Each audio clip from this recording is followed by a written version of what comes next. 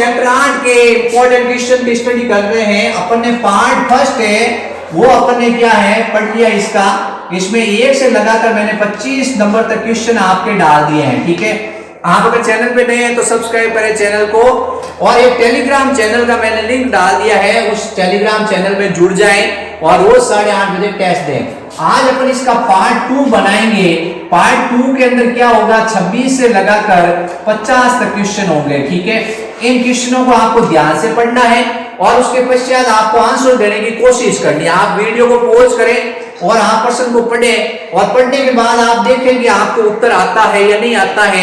आप एक नोटबुक ले लें और कॉपी ले लें, और कॉपी के अंदर आप गिनती लिख दें 26 से लगाकर 50 तक, और फिर आप उत्तर देने की कोशिश करें। यदि आपके उत्तर सही होता जाता है इसका मतलब आपकी तैयारी बहुत अच्छी है, और अगर आपके सही नहीं हो रहा तो आपको टेंशन की जरूरत नहीं है। मेरा वीडियो देखें और मैं आपको पूरा समझा रहा हूं इस वीडियो के अंदर किस तरह से आपको क्वेश्चन को अटेंड करना है। मैं इसके 100 क्वेश्चन बनाऊंगा, 4 पार्ट बनाऊंगा। आपके 3 नंबर इसमें से पक्के हो जाएंगे। लाइन से लाइन में आपको बता दूंगा कि सवाल कैसा आएगा, उसी में से आपको सवाल मिलेगा। ठीक है बच्चों, तो अपन शुरू करते हैं वीडियो। बच्चों अपन क्या है कि चैप्टर नंबर 8 है, उसके इंपॉर्टेंट सवाल है, उसके ऊपर चर्चा कर रहे थे। अपन ने 25 सवाल का एक वीडियो डाल दिया है, ये पार्ट 2 है। अपन इसके 100 सवाल के आसपास करेंगे, और ये 100 सवाल के आसपास करेंगे तो अपने ये चैप्टर नंबर जो 8 है उसमें आपके पूरे नंबर्स आने की संभावना बन जाएगी, आपको पूरा चैप्टर याद हो जाएगा। अगला सवाल है वुचरेरिया का वाहक है, यानी वुचरेरिया बेनोकॉप्टराई, वुचरेरिया आपको बताना मेलोई है। इसके कारण क्या होता है, इसके कारण फाइलेरिया रोग होता है, जिसको हाथी पांव रोग कहते हैं। ये कर्मी है, ये क्या है, कर्मी है। इसको ये मनुष्य के शरीर में क्या होता है, लसिका वाहिनियों में पाया जाता है। ये सवाल भी पूछा जाता है। ये रात के टाइम हमारे रक्त के परिधीय भाग में आता है, और एक मच्छर क्या करता है, उसको चूसता है और दूसरे व्यक्ति के अंदर ये ले जाकर रोग पहुंचा देता है। तो वुचरेरिया का वाहक है सबसे पहले मादा क्यूलेक्स मच्छर, दूसरा मादा एनाफ्लीज मच्छर, तीसरा मादा एडीज मच्छर और नर एनाफ्लीज मच्छर। तो अब ये मादा एनाफ्लीज और नर एनाफ्लीज में से नर, तो ये चीज ध्यान रखनी है कि मनुष्य को काटता ही नहीं है कभी। मादा होती है वो क्या करती है, मनुष्य को काटती है। नर तो पेड़ पौधों का रस चूसता है, और इसके अलावा कहीं आपके मटकी है उसके ऊपर पानी पीता है, या कोई अपने कप पड़ा है तो उस कप में से चाय पीता है। तो नर होता है वो क्या करता है, काटता नहीं है, ध्यान रखना, मादा ही काटती है। अब मादा क्यूलेक्स मच्छर, मादा एनाफ्लीज मच्छर, मादा एडीज मच्छर। तो मादा एडीज मच्छर है उससे तो क्या होता है, चिकनगुनिया वगैरह बीमारियां होती हैं। मादा क्यूलेक्स मच्छर इसका उत्तर सही होगा। मादा एनाफ्लीज से मलेरिया होता है, तो इसका उत्तर होगा मादा क्यूलेक्स मच्छर। ठीक है, ये क्या करता है, एक व्यक्ति से दूसरे व्यक्ति के अंदर ये वुचरेरिया है, इसकी लार्वा अवस्था होती है फाइलेरिया, उसको क्या करता है, पहुंचाने का कार्य करता है। अगला सवाल है दाद। दाद ये क्या होती है, कवक से होने वाली रोग है। ये भी सवाल पूछा था अपन ने कि दाद किससे होता है, जीवाणु से होता है, विषाणु से होता है, कवक से होता है। तो ये कवक से होता है। अब कौन सा कवक है, कवक का नाम आपको याद रखना है। दाद होती कौन से कवक से, पहला ऑप्शन है माइकोस्पोरम, दूसरा है ट्राइकोफाइटोन, तीसरा है एपिडोमोफाइटोन, और चौथा उपरोक्त सभी। तो आपको इसके अंदर बताना है कि ये तीनों ऑप्शन राइट है। क्या है, ये तीनों ऑप्शन राइट है। इन तीनों से दाद, खाज, खुजली होती है। शरीर के कुछ भाग होते हैं जहां पे जो नमी के संपर्क में जाता रहते हैं, वहां हमारे शरीर में खुजली स्टार्ट हो जाती है, वहां से चमड़ी हटनी शुरू हो जाती है, उसको कहते हैं दाद। ठीक है, ये जैसे अपने ये मान लो ये वाला दाढ़ी होती है, यहाँ पे भी दाद आ जाती है। ये बगले होती है, यहाँ पे भी दाद आ जाती है।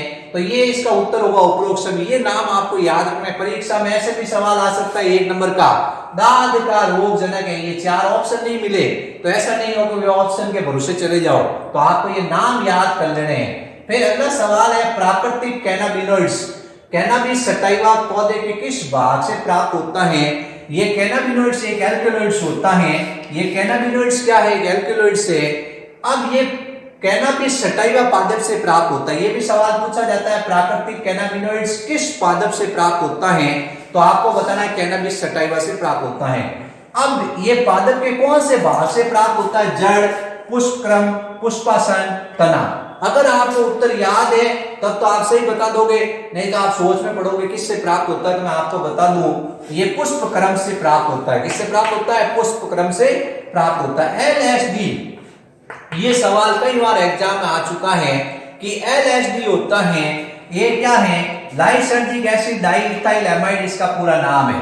सबसे पहले तो आपको LSD का पूरा नाम याद होना चाहिए बच्चों कि LSD का पूरा नाम क्या, ये भी परीक्षा में सवाल आया हुआ है। जो पुराने पेपर देखते हैं तो उसमें क्वेश्चन आता है LSD का पूरा नाम लिखो, तो अपने ये नाम आपको लिखकर याद कर लेना है। लाइसर्जिक एसिड डाइइथाइल एमाइड किस प्रकार की ड्रग है?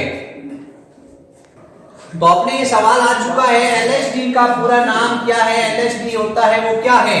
पहला है अवसादक, दूसरा उत्तेजक, तीसरा वीर्यवर्धकारी और चौथा है प्राशामक। तो अपने को ध्यान रखना है, ये अपने विचारों को क्या करता है? परिवर्तित करता है। LSD लेने के बाद अपने विचार क्या होते हैं? बदल जाते हैं। तो इसको कहते हैं हैल्यूसिनोजेनिक औषधि। यानी ये क्या है? ये एक हैल्यूसिनोजेनिक औषधि है, वीर्यवर्धकारी दवाई होती है, विचारों में परिवर्तन करने वाली दवाई होती है। बच्चों अपन चैप्टर नंबर 8 के सवाल पढ़ रहे हैं। आप लोग चैनल पे नए हैं तो चैनल को सब्सक्राइब करें, और साथ ही आप लोग क्या है, टेलीग्राम चैनल का एक लिंक दिया हुआ है डिस्क्रिप्शन बॉक्स में, उस लिंक को ज्वाइन करें टेलीग्राम चैनल को, और आप लोग डेली रात को 8:30 बजे टेस्ट दे रहे हैं, ठीक है। अब अपना अगला सवाल है, 28 सवाल हो गए थे। मैरिजुआना किस पौधे से प्राप्त होता है? मैरिजुआना क्या है? एक एल्कलॉइड से, ये एक्चुअली में मैरिजुआना है, अपन कहते हैं गांजा है, हशीश है, चरस है, कई नाम होते हैं। मैरिजुआना है, हशीश है, चरस है, गांजा है, ये किस पौधे से प्राप्त होता है? ठीक है, तो अपन कह रहे हैं सबसे पहला ऑप्शन है कैनाबिस सटाइवा, दूसरा ऑप्शन है एट्रोपा बेलाडोना, तीसरा डेटुरा स्ट्रोमोनियम, चौथा निकोसियाना टैबेकम। तो निकोसियाना टैबेकम तो होगा नहीं, क्योंकि इससे क्या होता है? निकोटीन प्राप्त होता है, तंबाकू प्राप्त होता है। डेटुरा स्ट्रोमोनियम होता है, इससे दूसरे अल्कलॉइड्स प्राप्त होते हैं। एट्रोपा बेलाडोना से एट्रोपिन प्राप्त होता है। अब इसका ऑप्शन होगा कैनाबिस सटाइवा। जो कैनाबिस सटाइवा पादप होता है उसके पुष्प क्रम से क्या होता है? मैरिजुआना प्राप्त होता है। कई जगह हशीश लिखा हो, चरस लिखा हो, गांजा लिखा हो, तो भी आपको ये बताना है। कोका अल्कलॉइड्स लिखा हो तो भी ये आंसर होगा। मॉर्फिन किस पादप से प्राप्त होता है? मॉर्फिन की जगह लिखा होता है इसमें के नाम से भी जानते हैं मॉर्फिन को, ठीक है।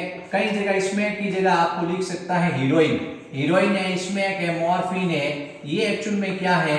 ये सब आपको बताना एक पादप से प्राप्त होते हैं जिसका नाम होता है पेपावर सोमनिफेरम।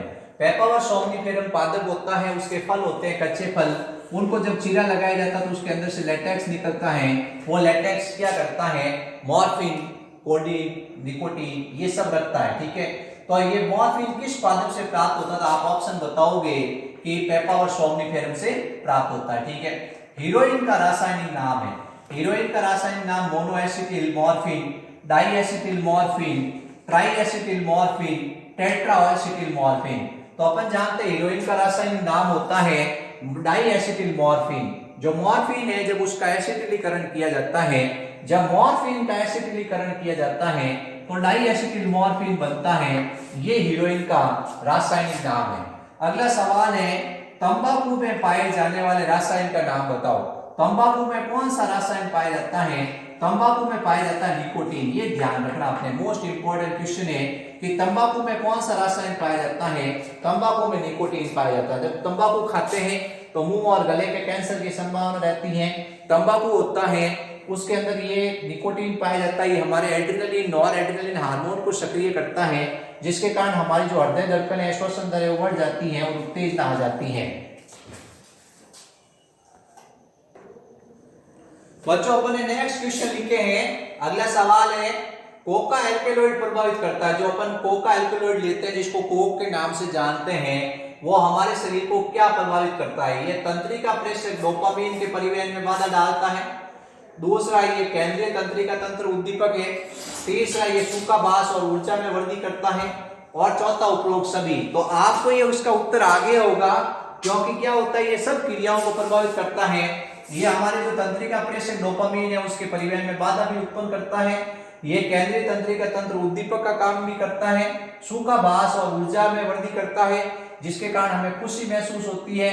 इसका उत्तर होगा उपरोक्त सभी। ठीक है, तो ये आपके क्या है, सबसे आसान क्वेश्चन आया। प्लाज्मोडियम की कौन सी जाति से दुर्लभ मलेरिया होता है? ये सवाल मैंने बुक की लाइन के अंदर से उठाया है। आप लोग इस उत्तर को आराम से पहचान सकते हो। इसमें 4 जातियां दे रखी है, Plasmodium falciparum, Plasmodium vivax, Plasmodium malariae और प्लाज्मोडियम ओवेल। ठीक है, तो अपने सबसे जो दुर्लभ मलेरिया यानी घातक मलेरिया होता है जिसके कारण व्यक्ति की मृत्यु होती है, वो कौन सा होगा?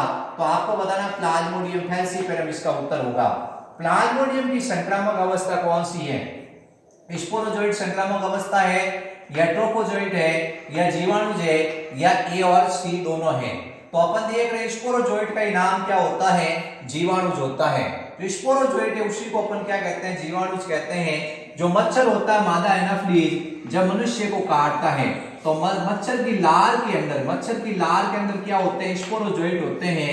ये स्पोरोजोइट हमारे शरीर के अंदर घुस जाते हैं और हमारे शरीर की सबसे पहले यकृत कोशिका को संक्रमित करते हैं, उसके पश्चात हमारी आरबीसी को संक्रमित करते हैं। ठीक है, तो ये हमारी यकृत और आरबीसी कोशिकाओं के अंदर अलैंगिक जनन करते हैं। उसके पश्चात मच्छर रक्त को चूसता है तो उसके अंदर क्या होती है? ये जो गैमेटोसाइट अवस्था होती है घुस जाती है और फिर इसके बाद वो आपस में संलयित होकर क्या बनाती हैं?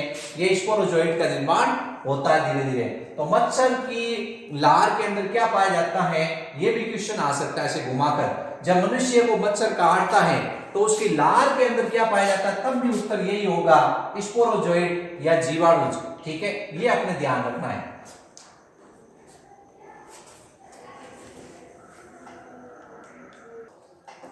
अपन ने सवाल लिखे फिर 4 आपके सामने। सवाल मैंने इस बार किया है कि मलेरिया रोग है उसमें से उठाए हैं 4 सवाल। मलेरिया रोग की पूरी जानकारी आ जाएगी इसमें। प्लाज्मोडियम का जीवन चक्र किन 2 परपोषियों में पूरा होता है? यानी प्लाज्मोडियम मलेरिया है, उसका रोगजनक है। प्लाज्मोडियम एक प्रोटोजोआ है, ये जीवन चक्र किन 2 परपोषियों में पूरा करता है? तो नेचुरल सी बात है, पहला ऑप्शन है मादा एनाफ्लीज, नर एनाफ्लीज। नर मच्छर मनुष्य काटता ही नहीं है। आरबीसी और यकृत नहीं, यकृत और फुफ्फुस नहीं। मानव और मादा एनाफ्लीज, तो ये मानव और मादा एनाफ्लीज है, उसके अंदर अपना जीवन चक्र पूरा करता है। ये भी सवाल आ सकता है, प्लाज्मोडियम होता है एक परपोषी, द्विपरपोषी, त्रिपरपोषी या चतुर्परपोषी? तो द्विपरपोषी होता है, वो अपना जीवन चक्र 2 परपोषियों में पूरा करता है, मानव और मादा एनाफ्लीज। जो मानव है उसके अंदर अलैंगिक जनन होता है। ये भी सवाल पूछा जाता है कि प्लाज्मोडियम अपना अलैंगिक जनन चक्र किस में पूरा करता है? मानव के अंदर। और लैंगिक जनन चक्र किस में पूरा करता है? आपको बताना है मादा एनाफ्लीज के अंदर। ये भी सवाल पूछा जाता है परीक्षा के अंदर। जब आप नीट का एग्जाम देने जाओगे तो वहां पे ये सवाल मिल सकता है कि प्लाज्मोडियम है उसका अलैंगिक जनन कहां पूरा होता है? मानव की यकृत कोशिका के अंदर और आरबीसी के अंदर। और ये लैंगिक जनन किस में पूरा होता है? मादा एनाफ्लीज के अंदर होता है। अगला सवाल है जीवाणुज। जीवाणुज मतलब स्पोरोजोइट का निर्माण कहां होता है? स्पोरोजोइट कहां बनते हैं? पहला ऑप्शन है मच्छर यानी मादा एनाफ्लीज है, मादा एनाफ्लीज। ठीक है, दूसरा है मनुष्य की यकृत में, तीसरा है मनुष्य की आरबीसी में, चौथा है मनुष्य के रक्त प्लाज्मा में। तो आपको पता ही है ये स्पोरोजोइट अवस्था कहां बनती है? ये मादा एनाफ्लीज मच्छर होता है। जो मादा एनाफ्लीज मच्छर है उसके अंदर इसका निर्माण होता है, ये ध्यान रखना है। और ये संक्रामक अवस्था है। अगला सवाल है प्लाज्मोडियम मनुष्य के शरीर की कौन सी 2 कोशिकाओं को सर्वाधिक संक्रमित करता है? प्लाज्मोडियम मनुष्य के शरीर की 2 कोशिकाएं होती हैं, उनको बहुत ज्यादा संक्रमित करता है। पहली होती है, एक सबसे पहले यकृत में घुसता है, फिर उसके बाद वो आरबीसी को नष्ट करता है। यकृत और आरबीसी सर्वाधिक संक्रमित होने वाले अंग होते हैं और आरबीसी की संख्या बहुत कम हो जाती है। यकृत काम करना बंद कर देता है तो प्लाज्मोडियम बहुत घातक है। तो इसका उत्तर होगा आरबीसी और यकृत। प्लाज्मोडियम सर्वप्रथम कहां अपनी संख्या बढ़ाता है? जैसे स्पोरोजोइट शरीर में प्रवेश करेगा तो वो कहां अपनी संख्या बढ़ाएगा मनुष्य के शरीर में? तो अपन सब अभी मैंने उत्तर बताया, यकृत को ये सबसे पहले संक्रमित करता है और अपनी संख्या बढ़ाता है यकृत कोशिकाओं के अंदर। बच्चों अपन ने इस बार ये 4 सवाल लिखे हैं। ये टाइफाइड और निमोनिया में से, अगर टाइफाइड और निमोनिया आपको याद है तो आप आराम से बता दोगे। टाइफाइड का लक्षण है। जो टाइफाइड होता है उस रोग के क्या लक्षण होते हैं, ये हमारे क्या होता है आंत्र भाग को संक्रमित करता है। टाइफाइड का लक्षण पहला देख देता है लगातार उच्च ज्वर, हाँ लंबे समय तक बुखार रहता है, आमाशय में पीड़ा और कब्जी, सही है। फिर सिरदर्द होना, भूख का ना लगना, तो आपके इसका उत्तर होगा उपरोक्त सभी, ठीक है। टाइफाइड के परीक्षण के लिए कौन सा टेस्ट किया जाता है, विडाल परीक्षण, ये भी ध्यान रखना, ये भी सभी सवाल आ जाता है कि टाइफाइड का टेस्ट किया जाता है, उसके लिए कौन सा परीक्षण किया जाता है, विडाल परीक्षण, ठीक है। टाइफाइड में कौन सा अंग संक्रमित होता है, यकृत नहीं, आंत्र भाग के अंदर टाइफाइड का जो जीवाणु होता है साल्मोनेला टाइफी, वो अपनी संख्या बढ़ाता है। अगला सवाल है निमोनिया का रोगजनक है, यानी निमोनिया है उसका रोगजनक का नाम बताओ। पहला ऑप्शन है स्ट्रेप्टोकोकस न्यूमोनी, दूसरा हेमोफाइलस इन्फ्लुएंजी, तीसरा ए और बी दोनों, चौथा है साल्मोनेला टाइफी। तो अपन जानते हैं साल्मोनेला टाइफी से तो क्या होता है, टाइफाइड होता है, क्या होता है, टाइफाइड होता है। और स्ट्रेप्टोकोकस न्यूमोनी और हेमोफाइलस इन्फ्लुएंजी दोनों के द्वारा क्या होता है, निमोनिया होता है। तो इसका उत्तर होगा ए और सी दोनों। निमोनिया का लक्षण है, यानी निमोनिया रोग किसके द्वारा हो, निमोनिया में क्या लक्षण दिखाई देते हैं, ये हमारे फेफड़ों को संक्रमित सर्वाधिक करता है। हमारे जो फेफड़े होते हैं उनमें क्या होते हैं, वायु कुपिकाएं होती है, उसमें तरल पदार्थ बढ़ जाता है। तो वायु कोष्ठों में तरल बढ़ जाना, ज्वर, खांसी, ठिठुरन, सिर दर्द, हाँ सही है। होठ और अंगुलियों का रंग होता है वो धूसर से नीला हो जाता है, उपरोक्त सभी। तो इसका उत्तर होगा उपरोक्त सभी। ये आपसे 4 सवाल हो गए।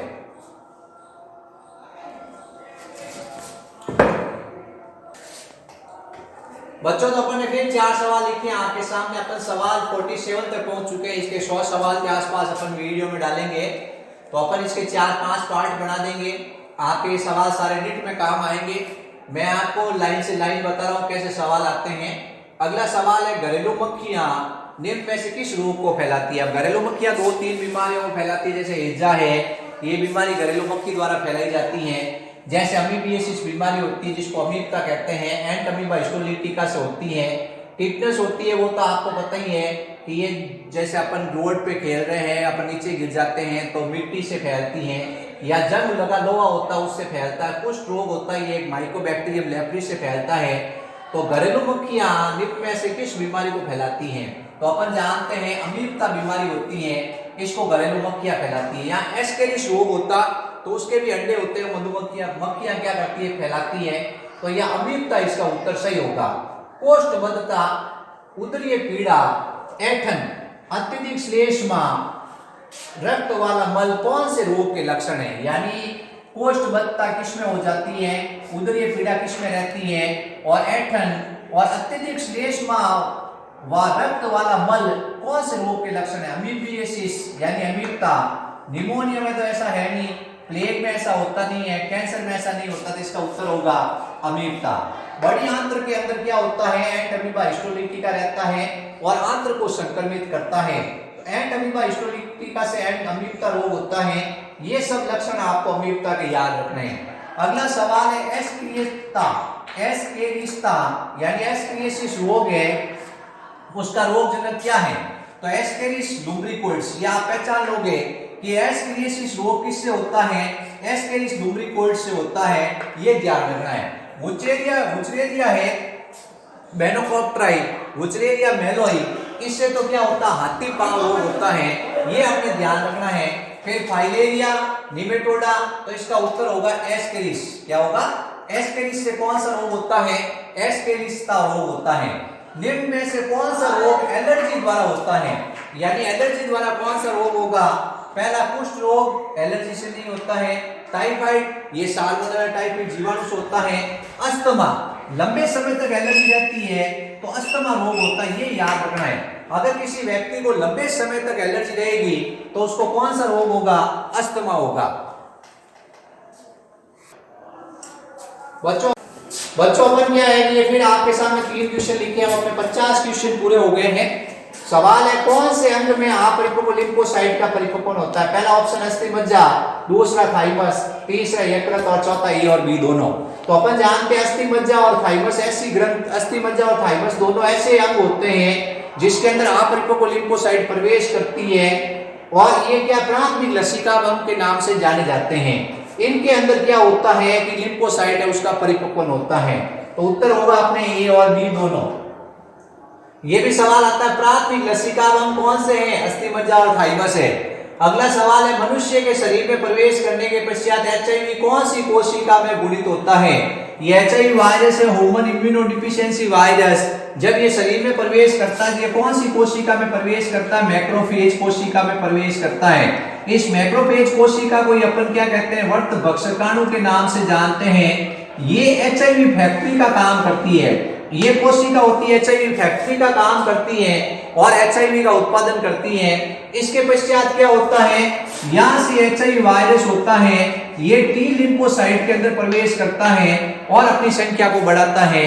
ठीक है, तो अपने पहला ऑप्शन है मैक्रोफेजेज। मैक्रोफेजेज को वर्त भक्षकाणु कहते हैं और टी लिम्फोसाइट, तो उपरोक्त सभी इसका उत्तर होगा। ठीक है, फिर ये टी लिम्फोसाइट क्या करता है, इसके अंदर बनता है और दूसरी जो सहायक टी लिम्फोसाइट है उनको ये क्या करता है, नष्ट करता है। ऐसा सवाल आ जाएगा एचआईवी फैक्ट्री का नाम बताओ, तब अपने मैक्रोफेज बताना है या वर्त भक्षकाणु बताना है। इनके अंदर क्या होता है, ये गुणित होता रहता है। वह प्रतिरक्षा क्या कहलाती है जिसमें शरीर की रक्षा के लिए बने बनाए प्रतिरक्षी सीधे शरीर में दिए जाते हैं। यानी उस प्रतिरक्षा का नाम बताओ जिसके अंदर शरीर के अंदर बने बनाए प्रतिरक्षी सीधे शरीर में दिए जाते हैं। पहला ऑप्शन है सक्रिय प्रतिरक्षा। सक्रिय में क्या होते हैं, प्रतिरक्षी नहीं दिए जाते हैं, प्रतिजन दिए जाते हैं, जिसके कारण व्यक्ति में क्या होती है, प्रतिरक्षा अर्जित होती है। निष्क्रिय प्रतिरक्षा, हाँ निष्क्रिय प्रतिरक्षा जैसे अपन टिटनस, किसी को टिटनस का टीका लगाते हैं तो उसमें प्रतिरक्षी प्रवेश करवाए जाते हैं, या जैसे सांप काटता है तो उसको एंटी वेनम लगाया जाता है, उसमें प्रतिरक्षी प्रवेश करवाए जाते हैं। माँ अपने बच्चे को दूध पिलाती है तो प्रतिरक्षी प्रवेश करवाए जाते हैं। तो इसका उत्तर होगा निष्क्रिय प्रतिरक्षा। ये प्रतिरक्षा होती है, ये प्रतिरक्षा तीव्र होती है और इसका क्या होता है, परिणाम जल्दी आता है। सहज प्रतिरक्षा जन्मजात होती है और उपरोक्त सभी उत्तर नहीं होगा, तो इसका उत्तर होगा निष्क्रिय प्रतिरक्षा।